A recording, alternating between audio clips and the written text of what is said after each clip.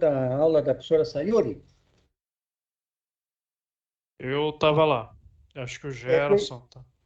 terminou, Carlos, que horário? Faz quantos minutos, mais ou menos? Faz uns 2, professor.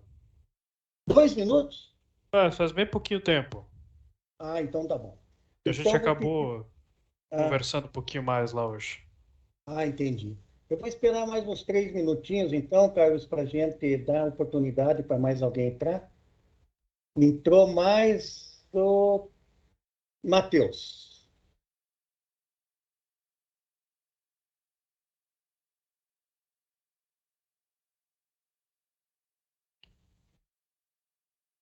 Matheus dos Santos Correia.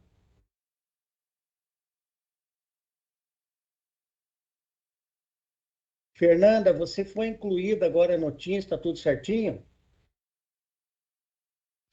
Tudo certo, professor. Muito obrigada. Nada.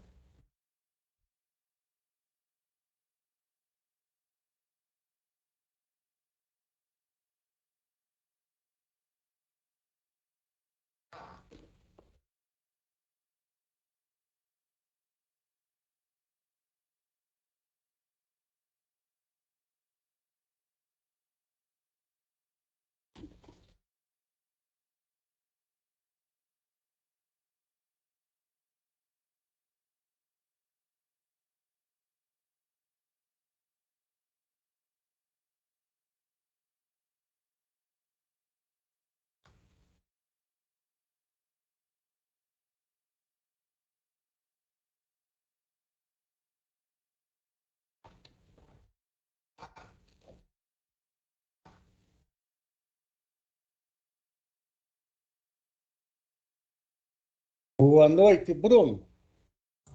Boa noite, professor, tudo bom? Bem, você, Bruno? Tudo certo?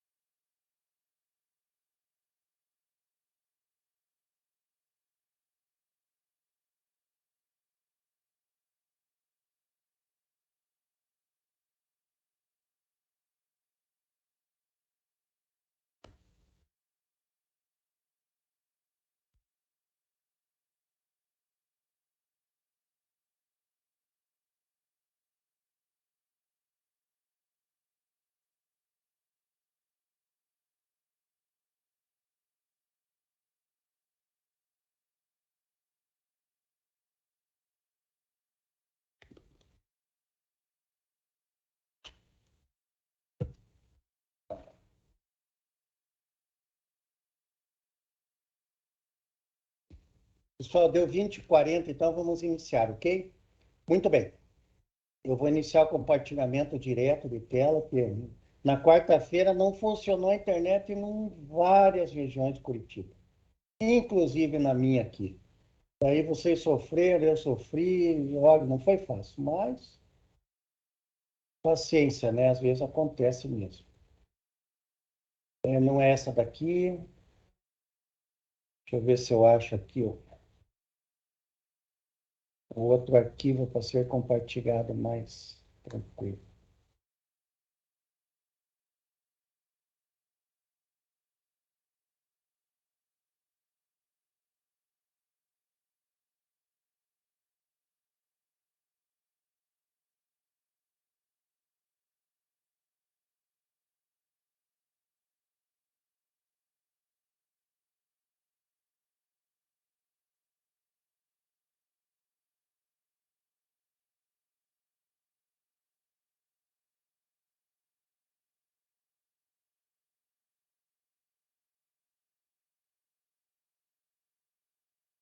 Professor, desculpe te atrapalhar.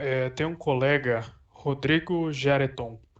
Ele está tentando entrar na aula aqui. Eu acredito que ele comentou que te mandou um e-mail, mas não obteve resposta. Entendi. Deixa eu ver, só um minutinho, fale para ele segurar lá. Tá bom. Deixa eu ver se eu consigo entrar aqui no Teams aqui. Deixa eu ver onde é aqui. Adicionar membro. Rodrigo. Rodrigo João Giareton. Acredito que seja esse. Professor, o Emílio Carlos também, mesma situação.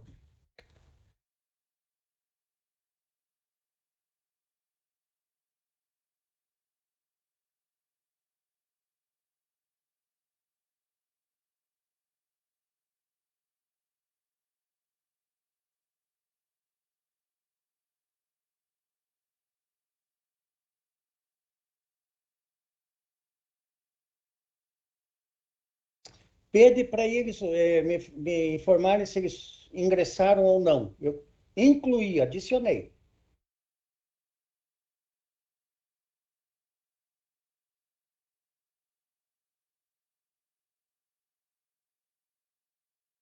Emílio e Rodrigo estão adicionados. Não sei se o sistema é online, real time, como é que é esse Teams aqui.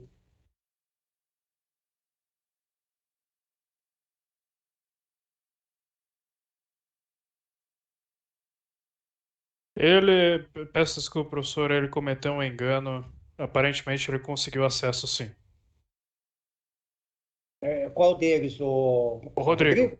O E Emílio, eu o não Emílio? sei. O Emílio entrou. Emílio, boa noite. Boa noite. Está no Teams agora, devidamente cadastrado, Emílio?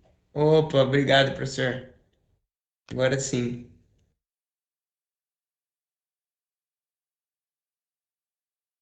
Só agora eu quero que vocês digam se está aparecendo alguma tela para vocês aí dos slides, Tá sim, professor. tá? Eu vou ver se começa a gravação aqui, peraí. Iniciar gravação, achei. Iniciar gravação.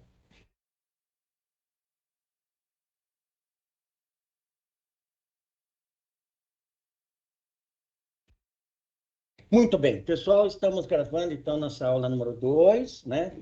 Pedindo para vocês então aí paciência em relação à aula de quarta-feira, que a internet não funcionou nada mesmo, né? Nós tivemos aí dificuldade grande aí com vocês, com a outra turma também, tivemos que ver. Hoje eu vou me permitir repetir alguns pontos com vocês, tá bom? E eu acho que daí, só confirmando, está aparecendo a tela de finanças corporativas? Sim, senhor. SC034, avaliação inicial. Perfeitamente, é exatamente essa. Eu vou tentar deixar em tela cheia aqui, fica mais bonito. Deixa eu ver. Ficou tela cheia? Ficou, sim, senhor. Muito bem. Então, gente, no dia 2 de fevereiro, quarta-feira, nós fizemos algumas perguntas, foi feita de uma forma um pouquinho com deficiência em função do nosso problema, não sabíamos, não consegui compartilhar, e agora eu vou procurar revisar. Então, principalmente para quem não, para quem estava na sala, um pouco mais de paciência, os que não estavam, ter a oportunidade de rever. Prometo que as 5 primeiras questões serão bem rápidas, passadas. Depois da sexta em diante, a gente vai conversar um pouco mais, com mais cuidado com vocês. São todas as questões importantes, na minha visão, que um dia, mais dia, menos dia, vocês vão ter convívio com essas questões.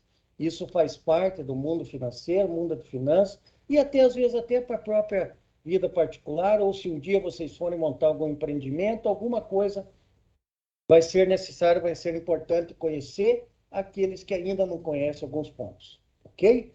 Muito bem. Então, vamos lembrar que o custo do dinheiro no Brasil é representado pela taxa Selic, que o Copom definiu no dia 2 como 10,75 por ano, considerada uma das mais altas do mundo. Vocês dizem não é possível? É possível. Se vocês pegarem nos Estados Unidos, na Bélgica, na Áustria, na Suíça, na Suécia, vocês vão ver que aparece lá 0,7, 1,1, 0,9, 1,3. É a taxa real de juros naqueles países. Nós estamos em 10,75. Nós temos dificuldade, nossa inflação está crescendo, né? Nossos investidores não estão no nível de investimento que a gente imaginava no Brasil, questões econômicas, políticas, pandemia, etc. Mas então a taxa Selic, houve por bem o governo de aumentar 10,75, né? Então ele estava em 9,25, 1,5 pontos, 1,5 percentuais de crescimento. Tá? Então, taxa Selic é o custo do dinheiro no Brasil. Exemplo, no fim do dia, o Itaú recebe o pedido de um grande cliente para fazer um empréstimo de última hora e o Itaú não tem no caixa, ele vai fazer um CDI com o Bradesco vai emprestar às 15h55 para o Itaú emprestar o dinheiro para esse grande cliente. E o Bradesco diz, vou ter que cobrar CDI cheia. O que quer dizer? Vai ser a taxa Selic. Beleza? Essa taxa Selic, gente, é definida pelo Copom. Quando vocês forem no Banco Central, olhar no site, vai estar lá 10,73897. Você diz, mas espera lá, nós falamos em 10,75, essa é a base, essa é a definida. A taxa real depende da praticada, com base nessa praticada pelo mercado. Por isso que ela não vai bater 0 a 0. Ela sempre vai ficar um pouquinho diferente, né? Porque a taxa que está lá do Banco Central é a taxa efetiva, a taxa real praticada no mercado. Então, entre aspas, teríamos duas Selic. Essa do Copom, que é a definição, né? É a meta, é a base, e a outra que é a real, aquela praticada no mercado no dia a dia. Tranquilo? Se tiverem qualquer dúvida, por favor, pare a qualquer tempo. Não deixem passar batido aí, porque senão depois vai fazer falta lá na frente. Beleza? Resumo. Se o Gerson for amanhã aplicar no banco e o a gerente disser, Gerson, vou pagar taxa Selic cheia para você, ele vai pagar perto do 10,75% ao ano por Gerson, na aplicação dele. Tranquilo? Muito bem. Um de vocês, ou dessa turma ou da outra, deu vamos dizer assim, uma sugestão de taxa anual de inflação desses anos próximos, né? Esse nosso de hoje, que estamos agora em fevereiro de 2022, depois 23, ano que vem, 24, colocou 5,5, 5,85. Quando alguém coloca, a empresa aceita essa estimativa, tudo que a empresa for trabalhar, vai trabalhar com essas três taxas. Por exemplo, se alguém do departamento de vendas disser, corrija as vendas na meta de vendas da empresa pelo índice de inflação, alguém vai falar, então os 100 mil vai passar para 105,5, depois no ano que vem mais 5,8, depois no outro ano mais 5,0. Ou seja, é mais ou menos isso. Se alguém disser, departamento de RH, faz um cálculo de estimativa de crescimento da folha com base na inflação estimada pela área financeira da empresa. Aí, a controladoria, finanças, vai fazer exatamente isso. Vai pegar a folha de pagamento, aplicar 5,5 no primeiro ano, depois mais 5,8 no segundo, mais 5,0, que a empresa está fazendo um orçamento de 3 anos. Beleza, gente? Então, por isso que nós precisamos ter ideia de taxa de inflação com base em vários parâmetros, variáveis, ou consultando o economista-chefe do banco onde vocês têm conta, ou pesquisando na conjuntura econômica ou no FGV, alguma fonte boa de informação, uma fonte de qualidade para vocês adotarem. Da mesma forma, se vocês forem fazer um empréstimo e alguém disser, vou cobrar 15,5% taxa pré-fixada nesse ano 2022, vocês sabem que vocês vão pagar a taxa real de 10%. Porque dentro do 15,5% está 5,5% de previsão de taxa de inflação. Do mesmo jeito que a empresa que fez o empréstimo está calculando 5,5%, o banco está calculando 7,5%, por exemplo. Daí o banco emprestando a 15,5, ele sabe que a taxa real que ele vai operar com essa empresa é 8%. Tranquilo? Então, sempre a inflação é um parâmetro a ser considerado em empréstimos, em projeções, em orçamentação e assim por diante. Tranquilo? Muito bem. Por que é importante o casamento de prazo entre operações registradas no ativo e no passivo na contabilidade das empresas? Nós já falamos, eu já coloquei aqui a principal, vamos dizer, motivo, né? Que é assegurar compatibilidade de direitos e obrigações em termos de volume, prazo, taxa, com minimização de riscos e efeitos positivos no fluxo de caixa da empresa. Então, não vai dar certo chegar no Banco Safra, emprestar 300 mil reais por 120 dias de prazo, a uma taxa mensal de 2,5%, né? Para pegar esse dinheiro, aplicar numa operação no ativo que tenha que pagar desculpe, que financiar o cliente por 180 dias, ou seja, 60 dias a mais do que emprestou dinheiro, vai ficar numa dificuldade de 60 dias de falta de caixa, que na verdade vai ter que pagar o banco e não tem o dinheiro, porque não entrou ainda, o dinheiro vai entrar 60 dias depois. Daí ele emprestou para o cliente a 1,5%, está pagando 2,5% para o banco. Então ele sabe que não houve um casamento de taxa, ou seja, ele está perdendo um ponto percentual entre a taxa paga com a taxa recebida, perfeito? E isso tudo vai dar um efeito negativo no fluxo de caixa da empresa. Então, fez o casamento bem casadinho, tá certo? Efeito positivo. Não fez o casamento bem feito, né? Vai ter essa consequência aí. Dúvida nessa parte, gente? Alguém que não participou da aula ou quem participou quer complementar alguma coisa?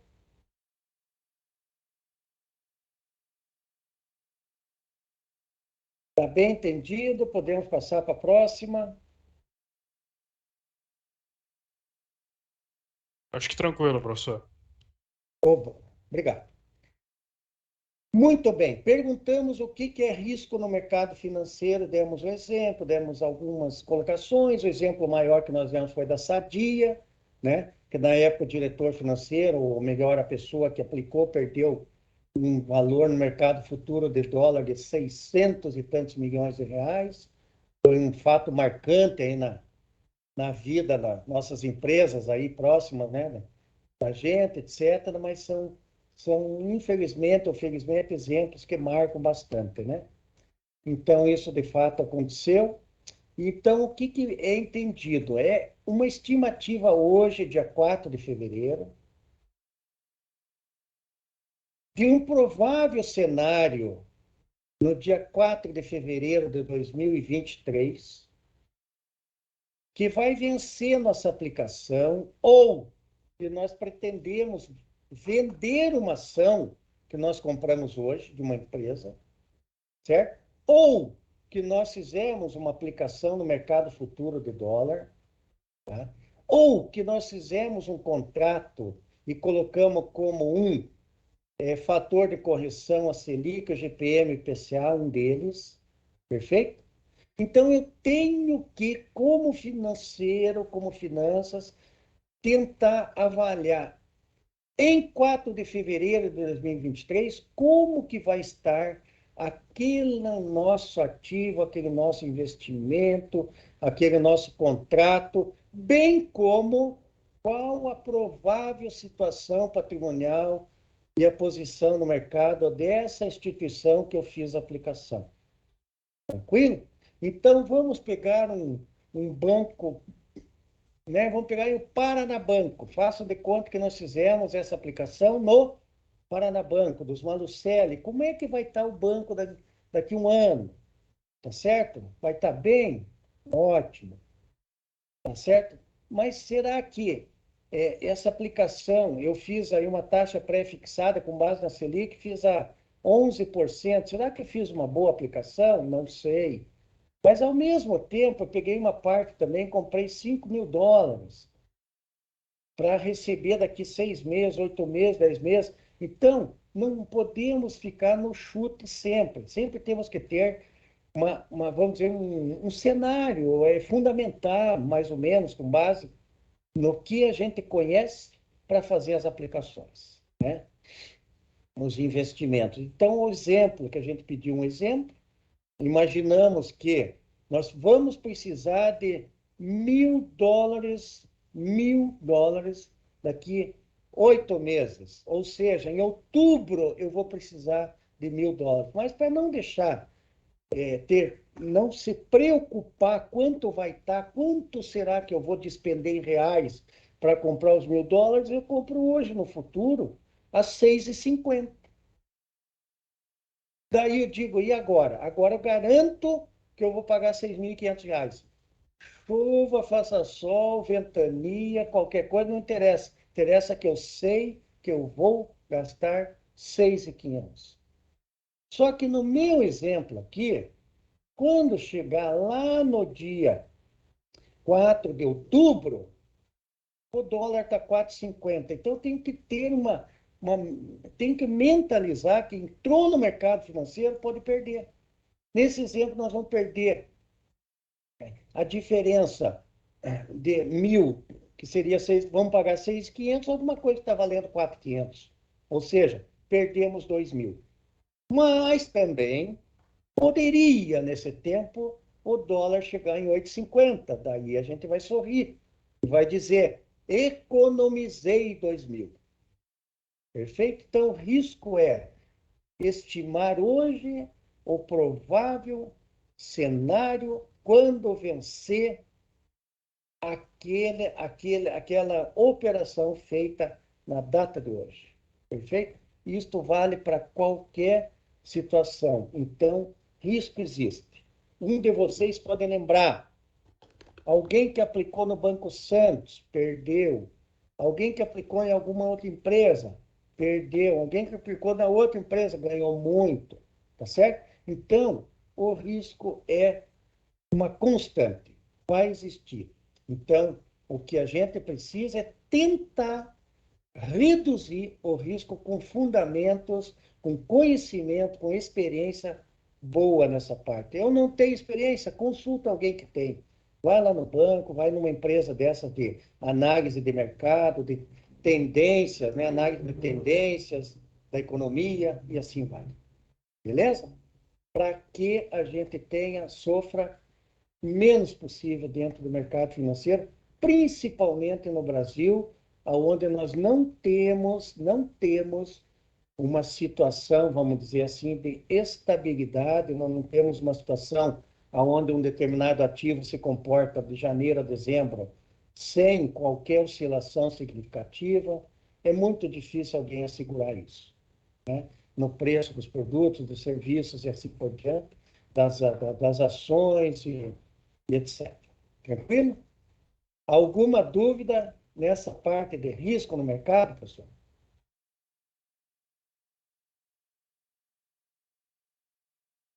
Muito bem. A número 5 é o spread dos bancos, porque a gente tem que saber que quando alguém pede uma taxa, para nós, tem que ter um fundamento, um sentido. Por que ele pediu para mim 4% e não pediu 3,5%? Então, eu vou explicar por que é 4% e não é 3,5%. Por quê? O banco pega a taxa dele. Ele chegou lá e apareceu aí, ó, Carlos René, e aplicou no banco. Aí o banco disse, Carlos, eu te pago 0,7% ao mês. Olha. Aí a Cecília apareceu junto com o Carlos e disse, banco, eu quero empréstimo. Aí o banco diz assim, Cecília, faça 4% para você. Daí um olha para o outro e diz, meu Deus, o banco para pagar ele paga 0,7, mas para receber ele quer 4. É bem isso aí. Ou seja, desta forma que acontece. Então, o spread é a diferença de taxa de captação e taxa de aplicação. Esse 3,3 pontos percentuais, no exemplo, vem a ser o spread bruto. Daí, depois de obtido o spread bruto, para chegar no spread líquido, nós pegamos os outros componentes da taxa de juros. Quais são eles? Custo administrativo, né? Telefone, aluguel, funcionário, computador e vai longe. Tudo que é custo tem que ser rateado, distribuído em operações que a instituição vai fazer. São essas operações que vão absorver os custos. A inadimplência, por exemplo, nem todos pagam no Brasil. Alguns não pagam. Esses que não pagam, eles, ao não pagar, o banco não vai receber. Em não recebendo, ele não vai dizer, vou tirar do meu lucro. Nem isso, não é sempre assim. Ele diz, eu vou ter que compensar na taxa de outros clientes. É bem isso assim que acontece.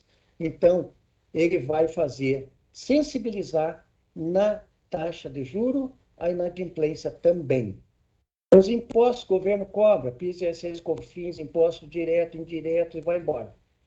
Então, tem um percentual. E depois de tudo isso, o acionista quer lucro. Ele diz, puxa vida, se eu for investir no banco, eu preciso ter lucro. Aí chega no spread líquido. O exemplo é taxa de captação, 0,7, custo administrativo, 0,8, inadimplência, 0,5, impostos, 1, lucro, 1, 7 com 8, 15, com 5, 20, com 1 de imposto, 30, e o lucro de 1, eu tenho que receber da Sicília 4% de taxa. Ou seja, taxa não é chute, taxa é calculado com critérios muito bem fundamentados, de acordo com todos os itens, componentes e que influenciam na fixação de taxa de juros. Dúvidas ou podemos passar para frente? Alguma sugestão, alguma colocação dessa parte, gente? Todos sabiam que era assim que o banco fazia para estabelecer taxa de juros?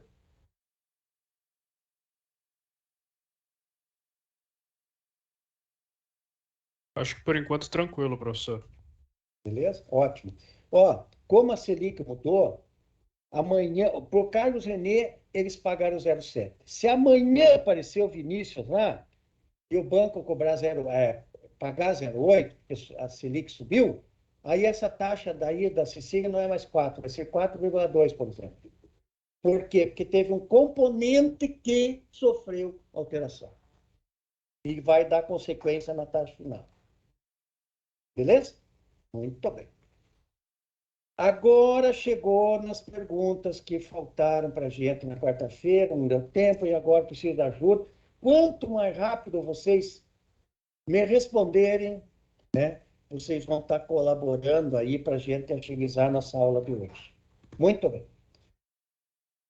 Uma situação dentro da empresa mostrou que a gente recebeu 100 mil reais que não estava previsto. Façam de conta que seja um recebimento de uma ação fiscal movida 12 anos atrás. E aí ele entrou com ação fiscal e recebeu hoje do governo 100 mil reais. E aí a empresa diz, o que nós vamos fazer com esses 100 mil? Vamos comprar uma máquina nova daqui 2 anos, quando o fabricante deixar disponível para nós. Então, não vou precisar do dinheiro por 100 mil reais por 24 meses, 2 anos. Foram no banco, onde a empresa tem conta, e eu digo, esqueçam da tributação sobre os rendimentos, senão complica a resposta. Tá? O gerente do banco apresentou 2 opções com taxa pré-fixada para vocês. Ele diz, os 100 mil, eu vou dar 2 possibilidades. A primeira, vocês vão aplicar no dia que ficou disponível, no nosso exemplo, 30 de junho, e você resgata o dia 30 de junho de 2023, ou seja, aplicado por 24 meses direto. Direto. 30/6/21 a 30/6/23. E a segunda opção, você me aplica por um ano, 30 de junho, certo? Daí resgata no dia 30 de junho de 2022, um ano depois, faz uma aplicação nova, já que você não está precisando do dinheiro, e faz o resgate no dia que você vai precisar, 30 de junho de 2023. Então, a primeira é direto 24 meses, a segunda é 12 na primeira aplicação e 12 na segunda. Qual é que vocês acham que fariam se tivesse hoje tendo que decidir exatamente isso? Quem que quer arriscar?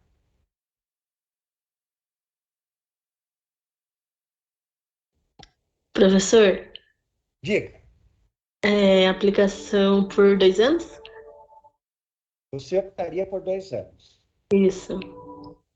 Agora, a minha pergunta para você é, você acha, você acha que esses 2 anos, qual seria o motivo que você decidiu pelos 2 anos? Pela questão de juros sobre juros, né? Não, mas a segunda também vai acontecer, sabe por quê? Que embora você resgate com 12 meses, mas você vai ter o juro todo mês, vai capitalizando, vai sendo aplicado em cima ali, entendeu? Por exemplo, chegou no 12º, aplicou, daí no 13º mês vai pegar o principal, aplica o juro de novo e vai. Os dois vão ser capitalizados, tanto 24 quanto 12 mais 12. Mas a longo prazo, a taxa de juros, os juros que você recebe é maior, não?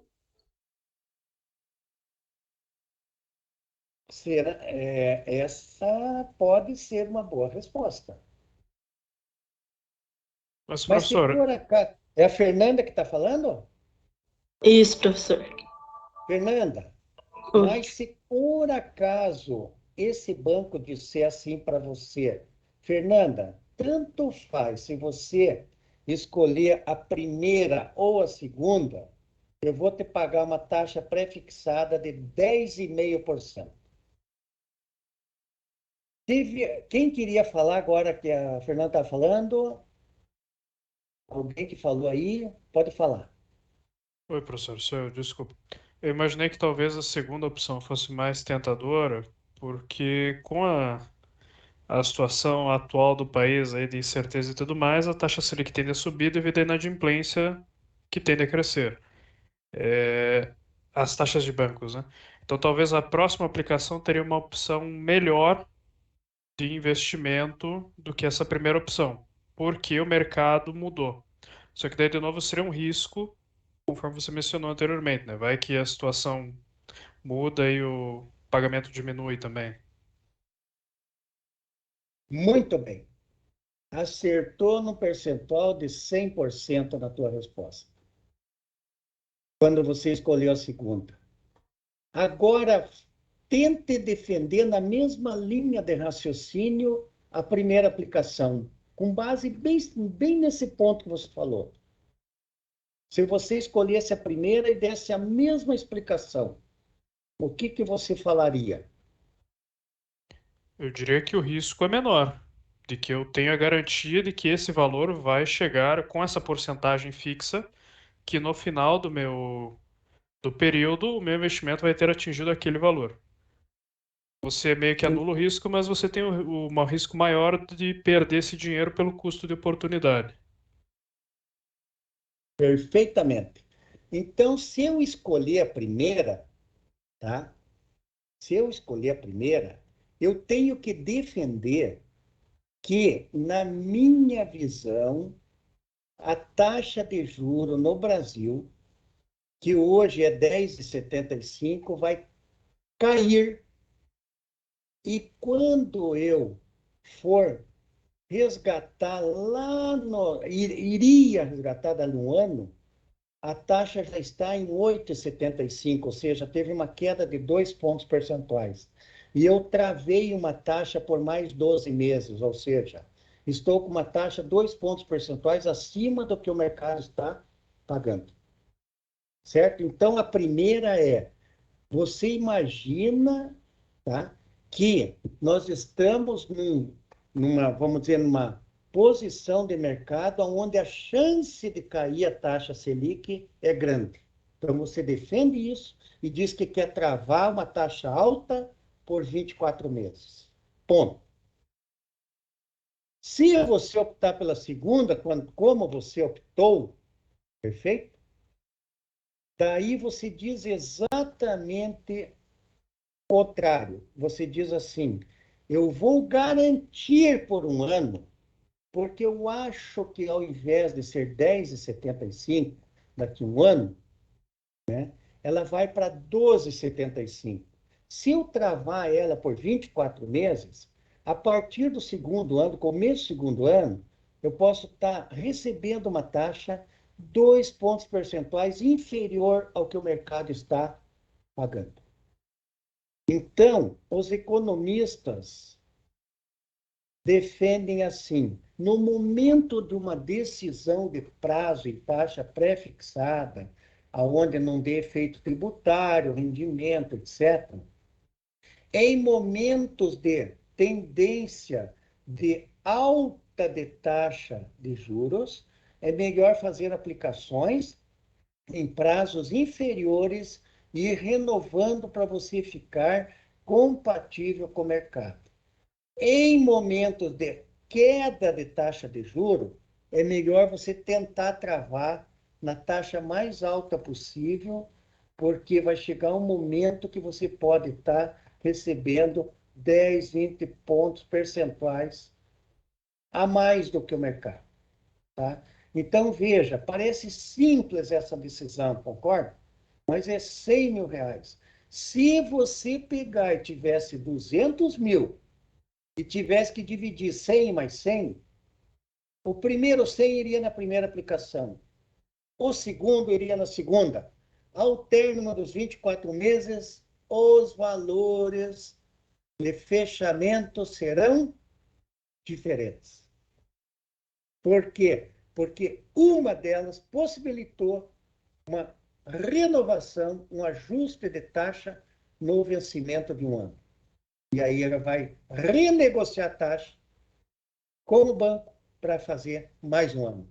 Nessa renegociação, a gente não tem ideia se a taxa vai estar maior ou menor em relação àquela que nós aplicamos no primeiro momento. Concordam ou alguém não concorda e quer colocar mais alguma posição?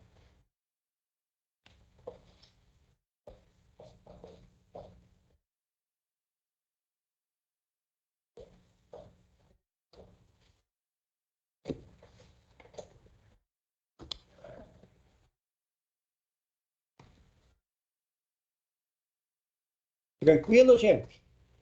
Esse é um item que consta num daqueles livros indicados na bibliografia para vocês, tá? Ele tem exemplo bem semelhante a esse daí. É só uma questão conceitual na hora de fazer uma aplicação. Se tiver possibilidade, né, de duas opções, pensar em comportamento de taxa de juro quando for pré-fixada, né? Quando for pós-fixada, não tem sentido, que vai acompanhar o mercado mesmo. Beleza? Muito bem. O que significa SPB no mercado financeiro? Bruno, lembra do SPB, Bruno? Boa pergunta, professor, não lembro. Força a cabeça lá. Vamos lá, ajudamos você, Bruno. Sistema de Pagamento bancário pagamentos bancário, não. do Brasil? Acho que não. Sistema de pagamento brasileiro. Quase, hein? Quase, quase. Você lembra o que mudou com o SPB? O SPB demorou para ser implantado, mas ele veio trazer, Bruno, uma credibilidade no mercado financeiro para reduzir o risco de insolvência de bancos e de empresas, etc. Em resumo, ele trouxe a TED, ele trouxe o DOC, né? ele trouxe a STR4, STR6, mas a base dele, a finalidade principal do Banco Central, do governo, do Conselho Monetário, seria basicamente dar credibilidade para o mercado. É mais ou menos dizer assim, não tem jeito do Bruno passar um Pix para o Vinícius se o Bruno não tiver dinheiro na conta. Está certo ou errado? Tá certo. Então, isso quer dizer credibilidade. Na época, Bruno, tinha situações, poucas é verdade, mas tinha, de alguém que mandava um dinheiro para o outro no mercado financeiro e quando chegava, como não era online, real time, como é hoje, chegava lá, processava à noite, nosso processamento em bet, como a gente dizia lá no banco.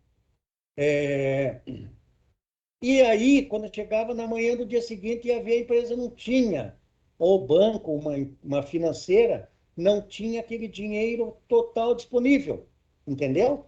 Daí era como se você tivesse pago alguma coisa com dinheiro que você não tem total.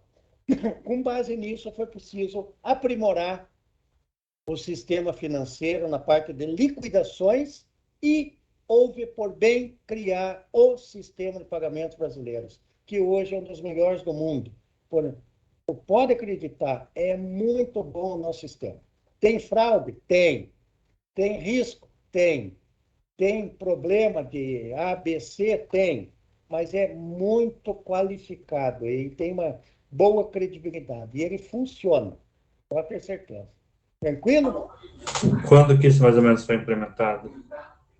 Olha, deixa eu só lembrar, ele começou, olha, rapaz, eu acho que 1985, 6, 7.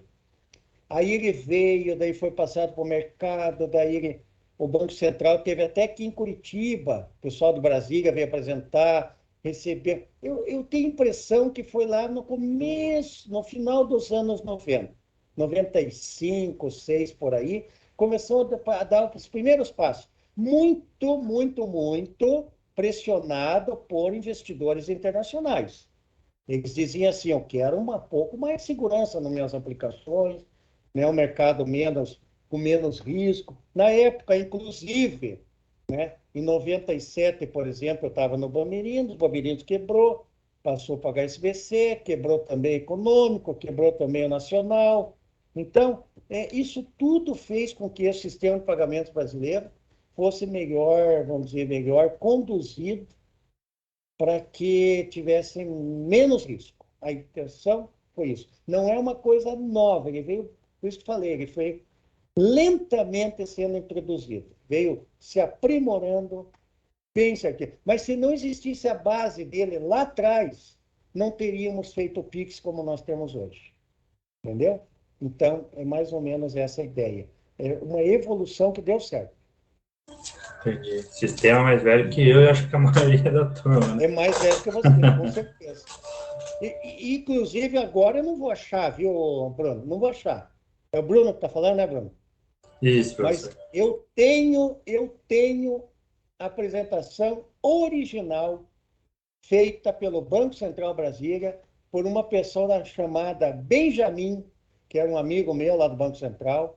Ele fez a apresentação em Curitiba e me deu uma apresentação do SPB original. Se você tiver paciência, um dia me lembre na aula presencial, eu prometo mostrar para você, você já vai ver que dia que é efetivamente que foi apresentado em Curitiba. Tranquilo? Tranquilo, professor. Obrigado. Muito bem. Número 8. Quem é uma pessoa que está no dia a dia por dentro de tudo aí? Eu acho que vem a ser o Carlos Renê, não é você, Carlos?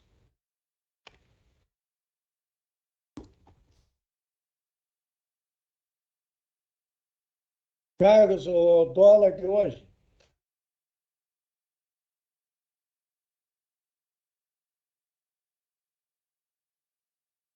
Quem que ajuda o Carlos aí? Matheus, quer ajudar o Carlos? Pode falar.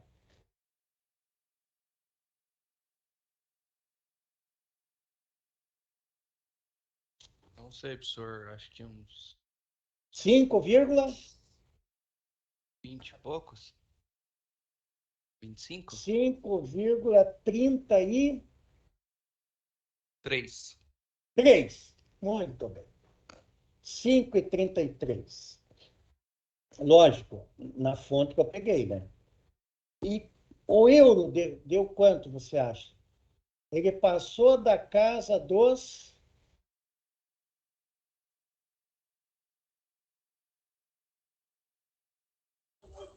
Seis e pouquinho, né, professor?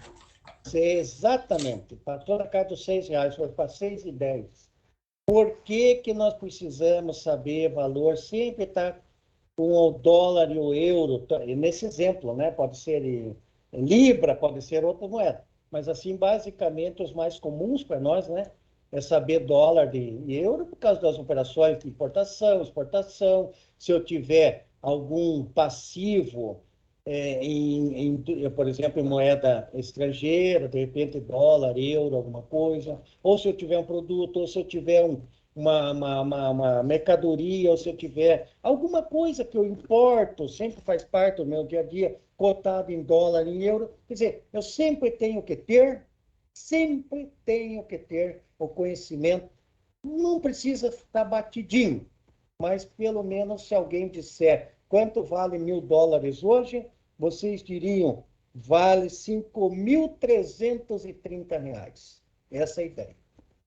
Beleza?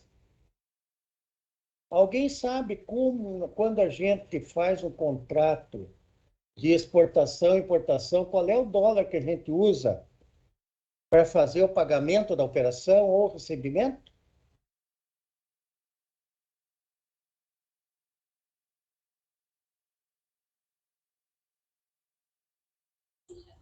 Como assim, qual o dólar? Não é dólar comercial? Por exemplo, qual é o dólar oficial? Ó, você tem que pagar, por exemplo, alguém lá nos Estados Unidos, certo? Você comprou e ele te vendeu $1.000, custou teu produto. Você teve que pagar ele hoje, a tua empresa teve que pagar.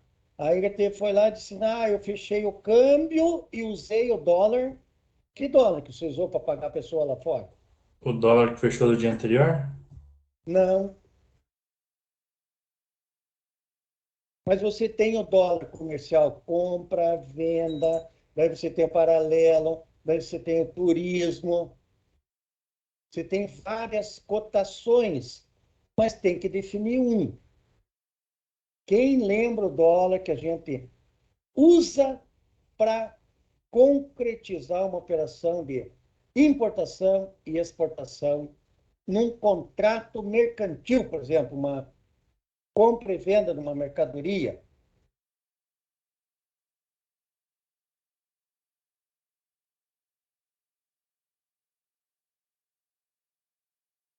Não lembrar. É o Então, ó, comercial? não. Existe um dólar, uma cotação, que é definida pelo Banco Central. E ele, o apelido desse local que vocês vão achar esse dólar, ou aonde vocês vão achar, vocês lembrem de uma sigla chamada PETAX 550 do Bacen. PTAX, PETAX 550. O PETAX 550 vai estar o dólar lá, por exemplo, de hoje. Vamos dizer que seja lá 5,3189. É o que o Banco Central definiu, com base, lógico, no comportamento do dólar, mas para que seja jogado no contrato de importação e exportação, que esse é o que vale efetivamente, para não ter qualquer questionamento. Porque veja você, depois, de repente, um de vocês pega aí o dólar lá do Bradesco, está lá 5,33. Aí vão pegar o dólar lá do Santander, 5,31. Aí vão pegar o dólar lá do Banco Safra, está 5,30. Você vai dizer, pô, mas o que eu faço agora? Como é que eu mando? Como é que eu pago? Entenderam? Então, teria que ter definido. Então, não esqueça do PETAX 550 do Bacen, é o dólar usado em transações internacionais. Beleza? Essa cotação desse dólar Petax, ele é igual ao comercial, que vai variando assim ao redor do dia? Ou é um valor Muito. fixo no dia? Não, não, não. É um valor fixo no dia. No dia. Mas ele é com base na média do mercado. Tá? Se você me perguntar qual é o cálculo que o Banco Central faz, eu não sei te dizer. Tá? Como é que é estabelecida a Petax 550? Antes eu lembrar, eu pesquisei. Hoje eu não vou te falar, porque de repente eu falo o que era no passado e hoje já não está mais assim. Mas é o Banco Central que define. Então, a gente pode até eventualmente pesquisar, tipo assim, qual é o fundamento, quais são as bases de fixação do dólar Petax 550 do Banco Central, tá? Pode ser que seja uma média de operações do dia ou do dia anterior, entende? Alguém falou agora há pouco dólar do dia anterior, pode ser que seja, né? Mais ou menos é por essa linha aí que a gente tem, certo? Entendi, professor. Obrigado. Quando você pergunta, o Banco Central sempre tem a base de cálculo de tudo que ele fixa, sabe? Então, sempre é assim, ele tem que ter esse fundamento. Muito bem. A número 9, pessoal.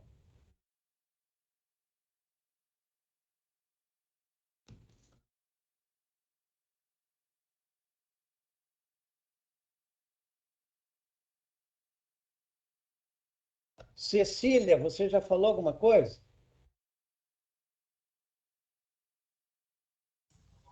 Oi, professor, ainda não. Cecília, você já ouviu falar no 7 com C?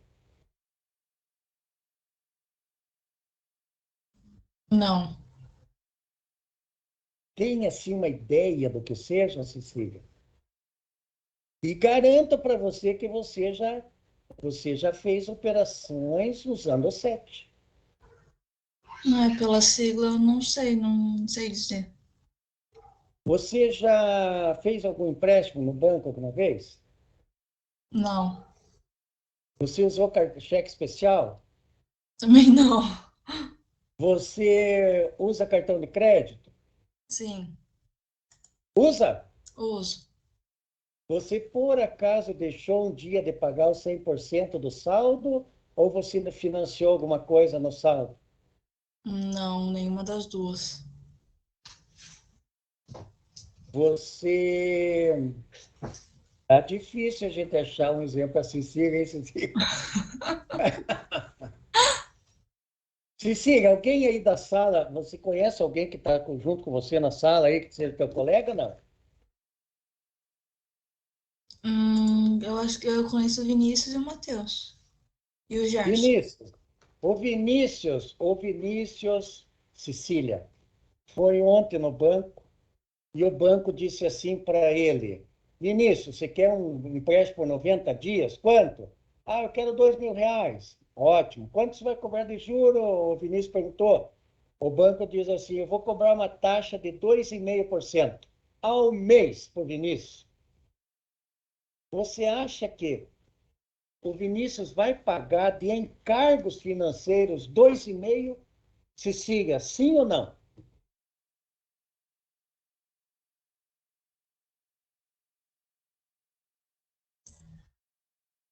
Acho que não. Não. O Vinícius vai pagar 2,5%.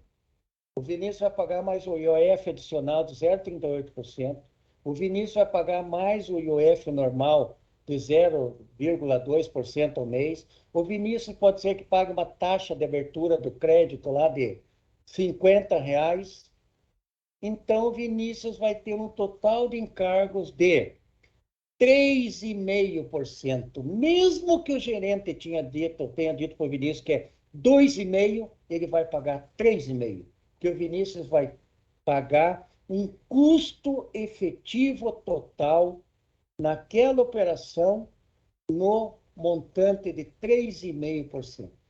Então, a sigla 7, custo efetivo total, é o total dos encargos que vão incidir sobre uma operação de empréstimo e financiamento.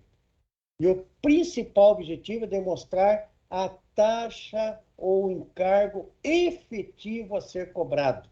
Por que que isso foi criado? Porque no Brasil, a gente, entre aspas, era enganado, pensando que iria pagar 2,5 e não sabia que tinha mais um imposto sobre operações, mais uma taxa isso, taxa A, taxa B, e aí as empresas se enganavam, registravam em despesa financeira 2,5, nesse exemplo nosso, e depois ia ver, dava 3,5 total dos encargos. Então, para ficar mais transparente, criou-se o custo efetivo total, que significa o montante de encargos que vai ser pago numa operação. Se você pegar o financiamento, o saldo médio de empréstimo e financiamento no ano na empresa, e você pegar o total de despesa de taxa de juros, mais IOF, mais isso, mais aquilo, e te der lá um 3,5, você vai ver que esse 3,5 é o custo efetivo total daquela operação. Entendido, Cecília? Sim, professor, obrigada. E o pessoal aí, lembra, talvez o Gerson, o Adam, o Matheus, lembra?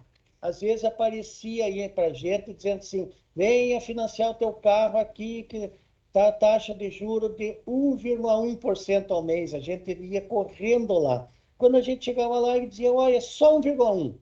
Já está incluído IOF, não sei o que. Tá bom.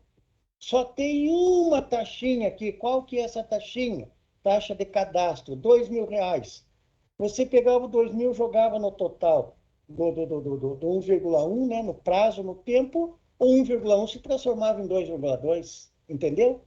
Então, era, entre aspas, para não enganar o cliente, não enganar o consumidor. Criou-se o custo efetivo total. Por isso que eu brinquei com você, Cecília, que isso daí está nos extratos dos bancos, está na fatura de cartão de crédito e é obrigado a colocar o SET mensal e o SET anual nas operações. Tranquilo? Muito bem.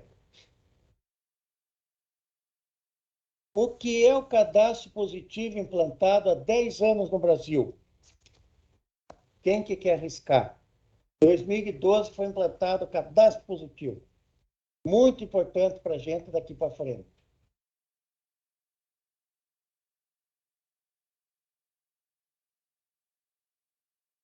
Gerson, você não falou nada até agora, Gerson. Falou.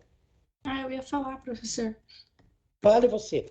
Não tem a ver com aquele negócio do CPF que verifica se a pessoa é uma boa pagadora? Exatamente. E assim como o CNPJ, essa empresa é uma boa pagadora. Quando não é boa pagadora, onde é que a empresa é registrada, no qual sistema? É no Ceasa? Serasa. Será? Então, quando existe alguma irregularidade em termos de pagamento, né, atrasa, não paga, ela vai para o cadastro negativo. Hoje, Serasa. Antigamente era CEPROC, SPC e tal, mas ela está no Serasa. Então, esse seria o cadastro negativo.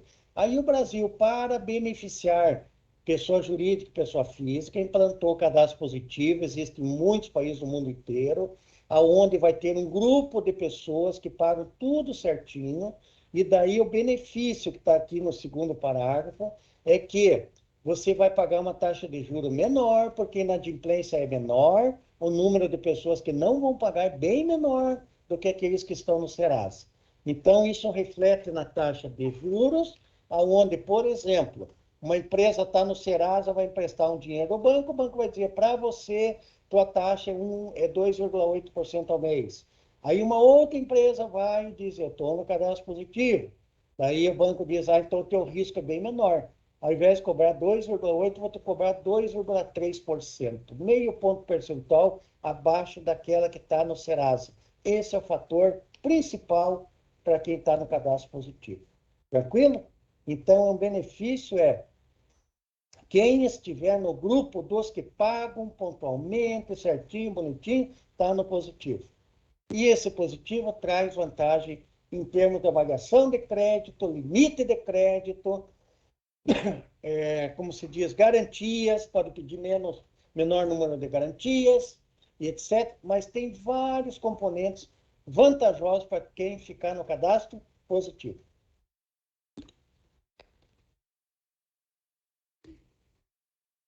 Fechou?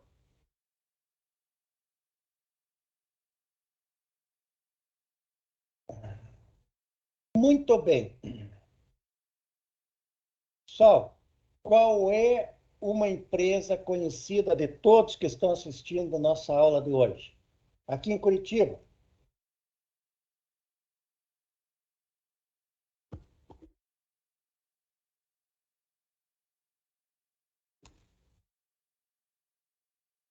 Qualquer ramo, pode falar. Copel. Qual? Copel. Copel. Copel é uma empresa mista, né? Tem ações do governo, como tem ações do público, não é isso? Isso. Ó, a Copel teve um retorno sobre o PL de 12% em 2021. A diretoria da Copel disse que foi satisfatório, né? E quais vocês acham que seriam as justificativas para que a diretoria financeira da Copel dissesse que foi satisfatório esse 12%? Com base no que vocês acham que a Copel falou isso? Talvez seja a comparação com períodos anteriores. Pode ser. Outra. Comparação com outras empresas do mesmo setor, tipo CEMIG. Exatamente. Celeste de Santa Catarina. Isso. CEMIG. CEMIG, Minas Gerais. São Paulo, qual que é mesmo? CESP. CESP. É. Ó, então, eu posso ter várias variáveis diversas, né? Eu digo assim, ó, o 12% ficou superior ao ter feito uma aplicação no banco, o 12% foi superior ao dos últimos 3 anos da Copel, que foi 8, 9, 10, então agora deu 20% a mais do que o último ano, né? 10% mais 20% deu 12%. Então, foi bom. Mas o que mais o mercado olha, porque vê as mesmas condições da CEMIG, da Celesc, da Copel, e estão no mesmo ramo, fazem a mesma coisa, e têm o mesmo objetivo, fornecer energia elétrica para a região, etc, etc, etc. Só que a Copel teve 12, e as outras todas, nenhuma chegou em 10. Logo, foi o melhor desempenho do setor. Se vocês pegarem o supermercado, o Festival teve 12, o Condor, o Angelone, o Fato tiveram menos de 10. Se vocês pegarem a Boticário, a todas, a Natura e mais outra e outra, tiveram menos de 10, o Boticário teve 12. Ou seja, sempre o setor, o segmento, porque subentende-se que as condições operacionais foram semelhantes. E você só pode avaliar uma coisa com performance e desempenho se as bases forem e as condições forem semelhantes. Concorda? Não tem sentido pegar a Copel a rigor, né? E comparar com o Boticário, por exemplo. Lógico, você diz, mas se eu aplicar no Boticário, eu ganho 12. Na Copel 12 é tudo igual. É igual o retorno. Não estamos dizendo que não seja. Mas eu estou dizendo para fins de comparabilidade em termos de desempenho. No caso, o Boticário com a Copel 12 foi coincidência. Não tenho, como é que eu vou comparar? Não. Agora, então, dentro de uma série de parâmetros para fins de justificativo, né? Essa pessoa da Copel diz que é 12 porque ele levou em consideração o conjunto, né? Vamos dizer assim, todo o efeito que deu para demonstrar que a Copel efetivamente ter um desempenho superior à média do mercado onde ela atua, além de vários outros parâmetros. Beleza, gente? Então, sempre vamos lembrar assim, o melhor de todos é o comparativo com o mercado de atuação. Esse é o melhor. Os outros são complementares, tá certo? Muito bem. Vamos próximo do final. Aí eu vou perguntar para vocês. Olha, eu peguei, olhei que nós devemos 500 mil reais para um banco. Qual foi um banco que nós não falamos ainda? Banco do Brasil.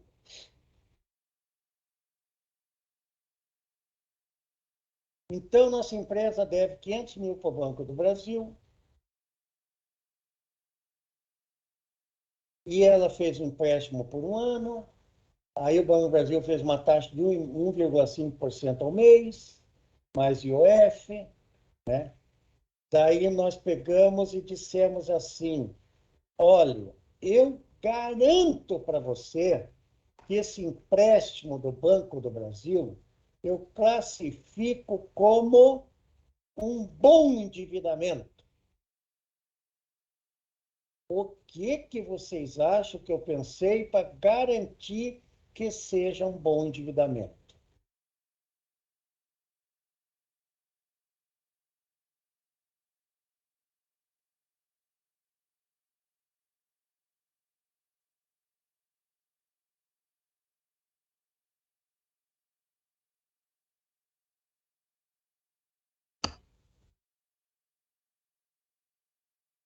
Seria investimento em novas máquinas, ampliação da capacidade de produção.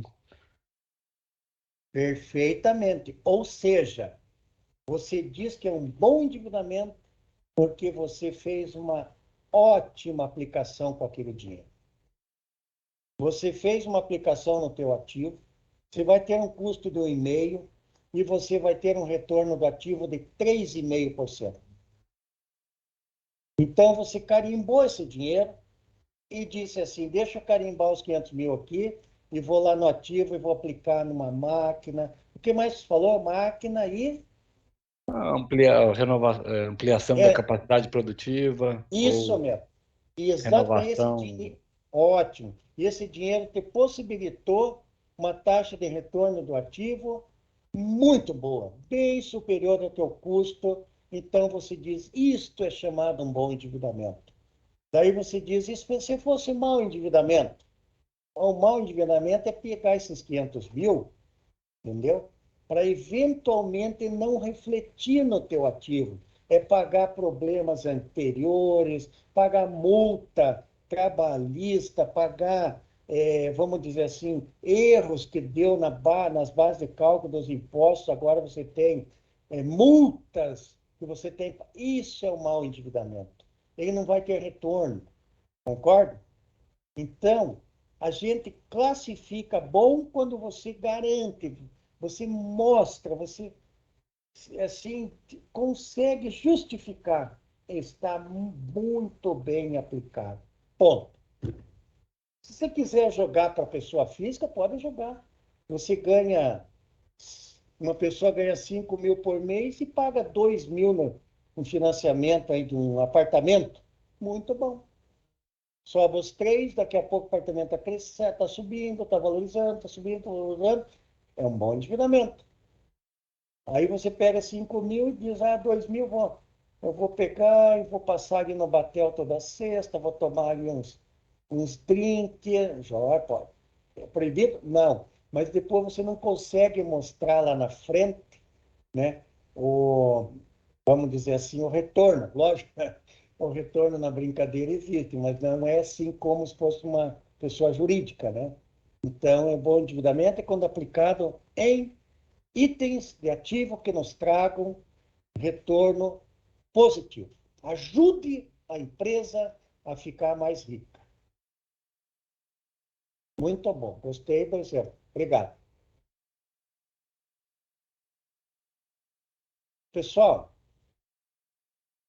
penúltima pergunta é: Chegou um investidor da Bélgica e quer aplicar no Brasil. E ele disse que gostaria de comprar uma empresa fabricante de medicamentos, de remédios. E no PL dessa empresa tem R$1 milhão. Esse investidor pediu: vocês querem vender? Se vocês quiserem, me dê o valor. Aí pediram para nós que fizéssemos o cálculo do valor de venda que nós vamos apresentar ao investidor. Pergunta: como que eu deveria fazer e o que eu deveria considerar nesses cálculos? Pergunto: está certo vender por R$1 milhão? Ou eu posso dar um chute e dizer que eu quero 800 mil à vista para aproveitar o interesse do investidor? Ou, sem fazer conta nenhuma, eu digo que eu quero 1,5 milhão.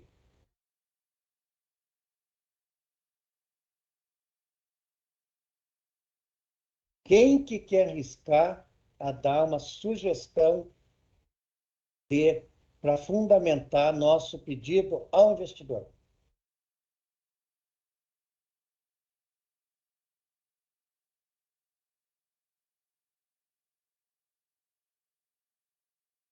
Imagine que a empresa seja de vocês, hein, gente?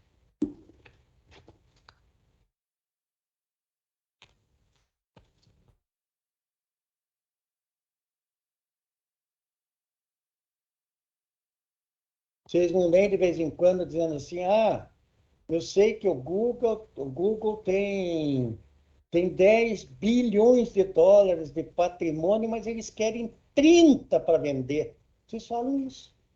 Mas a Nike tem 80 bilhões, mas o dono da Nike, os investidores, querem 200 pela empresa. Mas eu sei aqui que se eu olhar, veja, o Banespa foi vendido por Santander. O Banespa tinha um PL de 2 bi, foi vendido por 7 bi.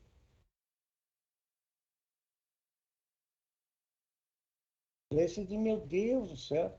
Assim como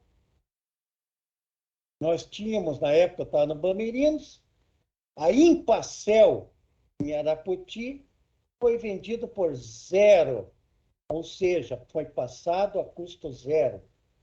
Uma fábrica grande daquela. Como é que isso aconteceu, será?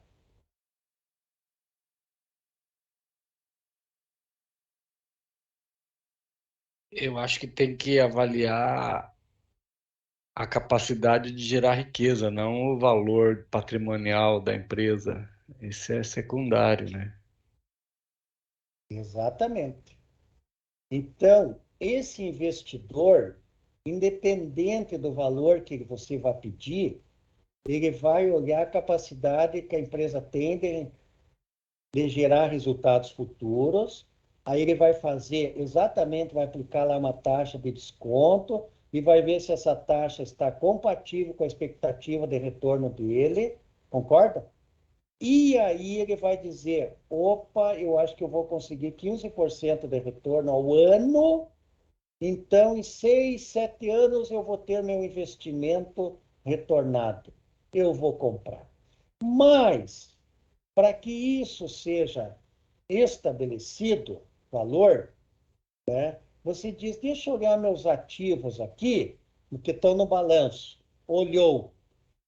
Deixa eu olhar meus passivos, se estão bem contabilizados, estão atualizados. Olhou. Então, você deu uma garantia de qualidade na tua contabilidade. Daí você vai pegar os intangíveis e vai dizer: o meu goodwill representa 500 mil, só para bater com o 1,5 milhão que nós estamos pedindo aqui. Os meus pontos, a minha marca, o meu quadro de funcionário bem treinado, minha carteira de clientes ótima, a minha pesquisa e desenvolvimento de novos produtos, e mais o meu, e vai embora. E aí você vai estabelecendo valor não registrado na contabilidade que dá parâmetro para pedir para o investidor. Então, você diz assim, investidor, eu estou te dizendo que é e-mail, 1 de patrimônio e 500 mil de mais-valia dos meus itens intangíveis. Aí ele pega o seu e-mail e diz, agora deixa eu fazer a conta. E ver se o valor do e-mail é compatível com a expectativa de retorno. Está feito o negócio. Então, eu queria chegar à conclusão com vocês que não é o valor do PL que tem ou que ser, vamos dizer assim, o valor pedido não vai ser nunca o valor do PL. Ou pode até ser, mas vai ser menor ou maior, dependendo dos cálculos feitos, né? Exatamente conforme você falou e conforme você fez a tua precificação de todos os itens ali, né? Estimativas, etc. Concordaram, gente? Professor, Pode falar. esse processo que o Ali comentou é o processo de valuation? Isso mesmo. E nós vamos tentar falar lá no final das nossas aulas. Que é aquele livro que está na bibliografia complementar. Se você tiver interesse, pode pegar esse livro, tem na biblioteca, se não me engano, Valuation do Assaf. Ele explica tudo isso que nós falamos em detalhe, detalhe, detalhe. Tá bom? Tá bom. Muito bem. Podemos passar para a última, não? A última pergunta vai ser para quem estiver na sala que não respondeu nada até agora. Então, vamos lá. Se prepare.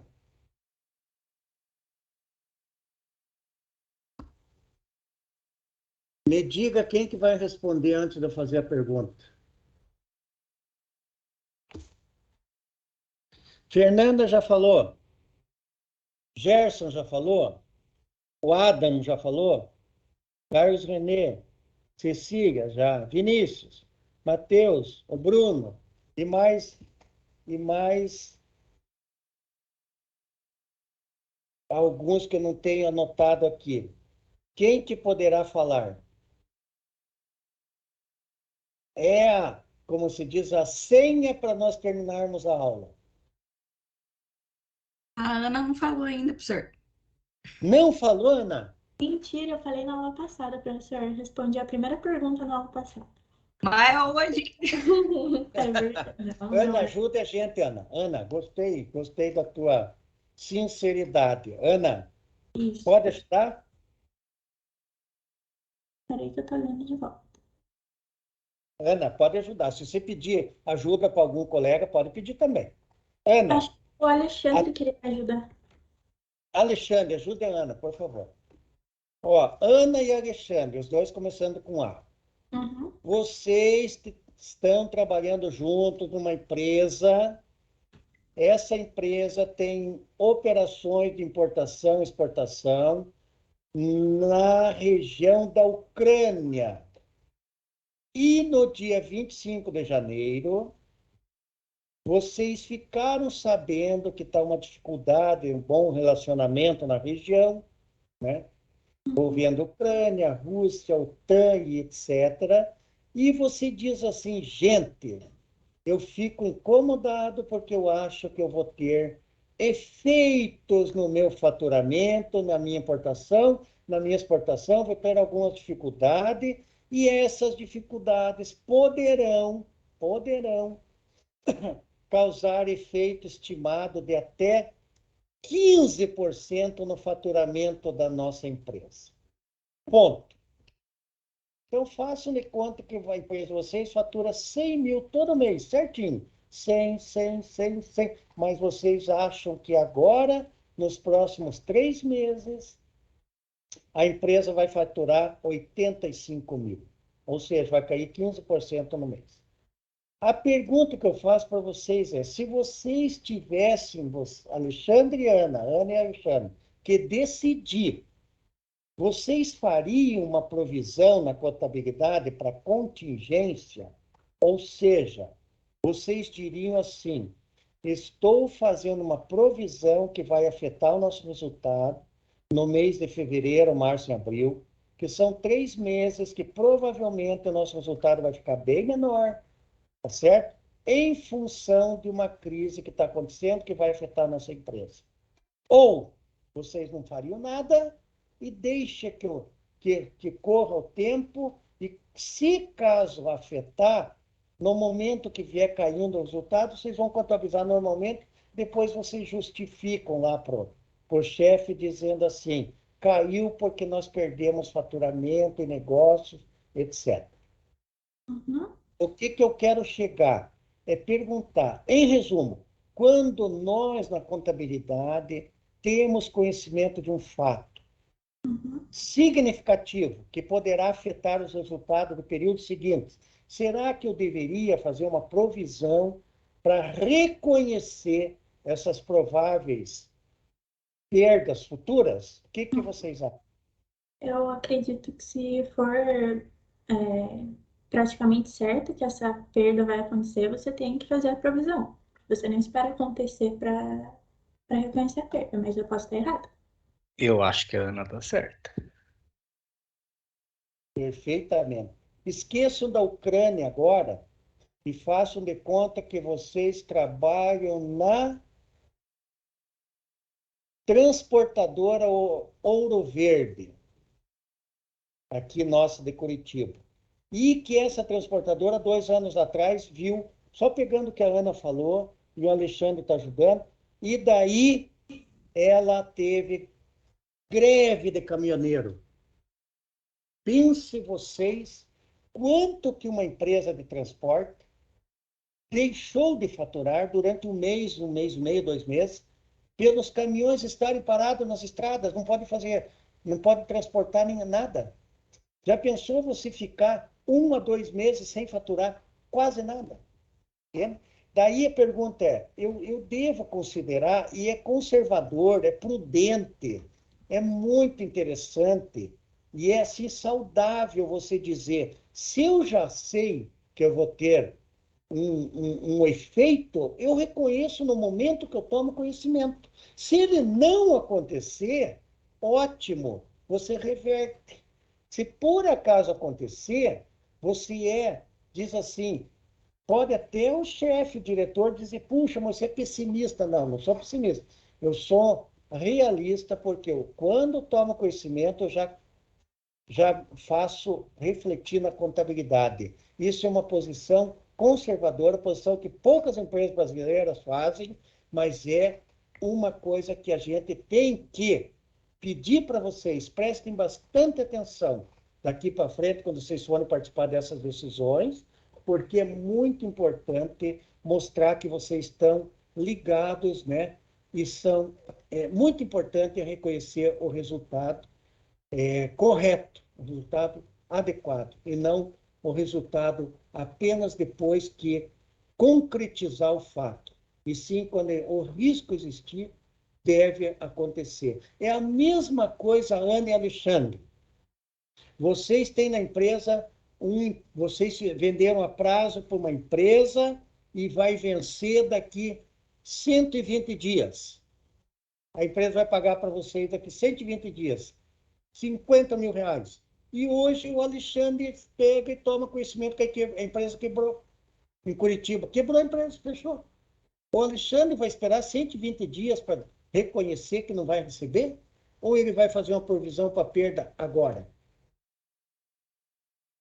Por que esperar se isso vai acontecer com quase 100% certo?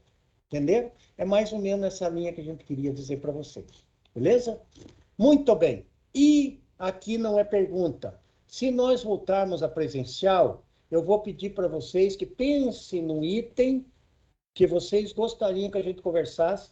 Eu sempre gosto de conversar aquilo que os alunos têm interesse em conhecer também, mas que não faz parte do nosso programa. Tá bom? Então, alguma coisa assim especial que tenha a ver com a parte de finanças, mas que vocês sempre tiveram interesse em saber, não custa agora aproveitar essa oportunidade e também deixar aí anotadinho para perguntar numa primeira oportunidade. Beleza, gente? Última agora. Na quarta-feira, quando vocês vierem, tá? Tragam para mim Apenas um motivo. Olha o meu cuco aí, ó. Tragam para mim um pensamento só de um entendimento que vocês podem conversar com alguém, não vou pedir trabalho, nada. Se quiserem ler, se quiserem olhar no Google, numa revista, num livro, qualquer coisa assim. Eu só queria que vocês trouxessem uma resposta para quarta-feira, tá bom? Se vocês fossem donos de uma empresa e vocês chamassem o responsável pelo RH, recrutamento de pessoal, e vocês estivessem precisando de um gerente, um diretor financeiro, e vocês tivessem que dar o perfil desse gerente, desse diretor, vocês provavelmente dariam o perfil de um profissional que tenha como perfil, que tenha tendência para ser um conservador, um moderado ou um arrojado em termos de financeiro. Entenderam? Vocês gostariam de recrutar um executivo conservador, um executivo moderado ou um executivo arrojado? Tragam quarta-feira, pergunto para uns de vocês, porque isso é muito importante a gente saber também a opinião de vocês. Beleza?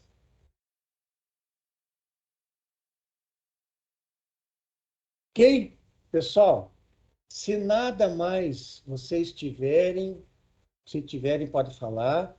Então, estou agradecendo aqui a presença da Ana Carolina, do Fernando, do Vinícius, do Emílio, do Bruno, Cecília, do Alexandre, da Amanda, do Matheus, do Emílio, do Gerson, do Vitor Hugo. Esqueci alguém, do Adam,